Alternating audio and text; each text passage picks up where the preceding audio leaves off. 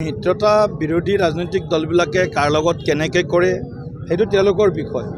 সেই বিষয়টোত আমাৰ বহুত বেছি মূৰ ঘমাবলগীয়া বিষয় নহয় আমাৰ। গতিকে তেওঁলোকে যেনেকৈ ভাবে, কিন্তু তেওঁলোকে যিটো মই দেখিছোঁ পৰিৱেশটো এইটো হয়তো তেওঁলোকৰ বাৰ্গেনিং এতিয়ালৈকে চলি আছে।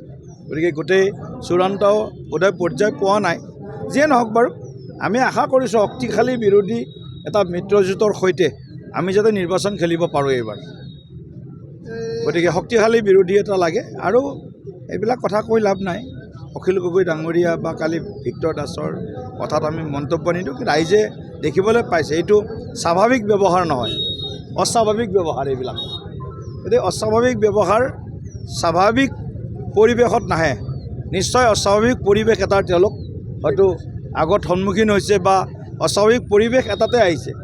নহ'লে এনেকুৱা ধৰণে মানে যিটো তেওঁলোকৰ এটা কওঁ যে তেওঁলোকৰ বডি লেংগুৱেজ যিটো, এই বডি লেংগুৱেজটো মই ভাবোঁ যে যুৱ শক্তিৰ বিশেষভাৱে যুৱ শক্তিৰ বাবে এইটো খুব এটা মানে ইতিবাচকো নহয় আৰু তেওঁলোকে যেন এটা অস্থিৰ অশান্ত পৰিৱেশ এটা যেন তেওঁলোকে কামনা কৰে।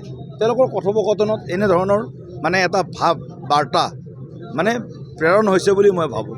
তিনিওটা সমষ্টিত এনডিএ খেলিম, এজিপি বিজেপি মিলি কিনি খেলিম। গতিকে চূড়ান্ত কোনো সিদ্ধান্ত এতিয়ালৈকে হোৱা নাই, কিন্তু তিনিওটা সমষ্টিত আমি এনডিএ হিচাপে বিজেপি এনডিএ হিচাপে নিৰ্বাচন খেলিম আৰু নিশ্চিতভাৱে এইবাৰ তিনিওটা সমষ্টি আমি জয়ৰ কাৰণে আপ্ৰাণ চেষ্টা কৰিম।